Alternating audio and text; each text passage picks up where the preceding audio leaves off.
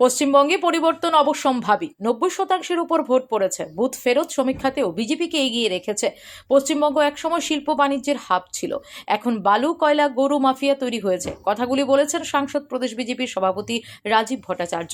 শুক্রবার রাজধানীর ধলেশ্বরস্থিত রামকৃষ্ণ বিবেকানন্দ বিদ্যা মন্দির বাংলা মিডিয়ামের সাথে ইংলিশ মিডিয়ামের প্রতিষ্ঠা দিবস পালন করা হয়। এই উপলক্ষে স্কুলের এক অনুষ্ঠানে উপস্থিত ছিলেন প্রদেশ বিজেপির সভাপতি তথা সাংসদ রাজীব ভট্টাচার্য। সেখানে সাংবাদিকদের প্রশ্নের উত্তরে পশ্চিমবঙ্গ নির্বাচন নিয়ে এই প্রতিক্রিয়া ব্যক্ত করেন তিনি। এছাড়া অনুষ্ঠানে উপস্থিত ছিলেন পুর নিগমের মেয়র ইন কাউন্সিলর সুখময় সাহা সহ অন্যান্যরা। অনুষ্ঠানকে ঘিরে স্কুলের ছাত্রছাত্রীদের মধ্যে বেশ উৎসাহ দেখা দিয়েছে।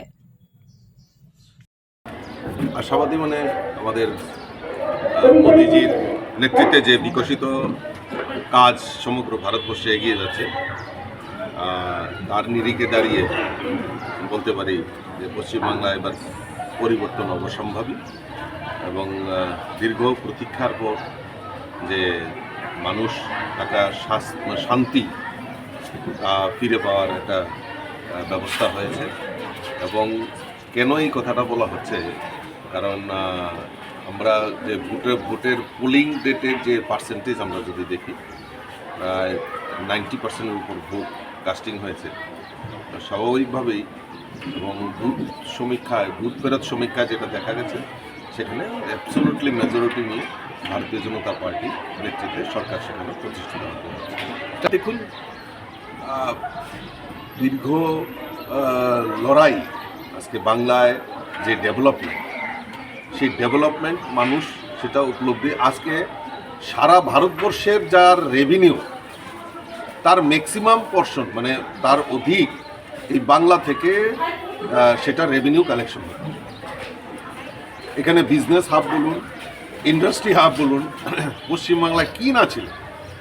আজকে এমন পরিস্থিতি হয়েছে যে আজকে সমস্ত ইন্ডাস্ট্রি বন্ধ হয়ে গেছে, বিজনেস হাব বন্ধ হয়ে গেছে, সেখানে গুন্ডারাজ তৈরি হয়েছে, সেখানে ওই বালু মাফিয়া, কয়লা মাফিয়া, গরু মাফিয়া, এইগুলি তৈরি হয়েছে সারা পশ্চিমবাংলা। এবং পশ্চিমবাংলার যারা যুবক যুবতীরা, তারা কর্মসংস্থানের জন্য বাইরে যাচ্ছে। আগে একটা সময় হতো যে সারা ভারতবর্ষের লোক পশ্চিমবাংলায় কাজ করার জন্য আসত, আজকে তা পরিবর্তিত হয়েছে। তাই মানুষ দীর্ঘ প্রত্যাশার পর মানুষ এরকম জিনিস চায় না। দীর্ঘ 36 বছরের কমিউনিস্টের শাসনে ইন্ডাস্ট্রি বলুন, বিজনেস বলুন, সমস্ত কোলাপস হয়ে গেছে। আর এই তৃণমূলীরা এসে, এই ঘাসফুল এসে আমাদের যুব সমাজ থেকে শুরু করে সমস্ত কিছুকে ধ্বংসের মুখে নিয়ে ঠেলে দিয়েছে।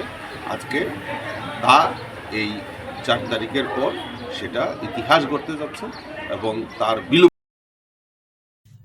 Bureau report, PV north east.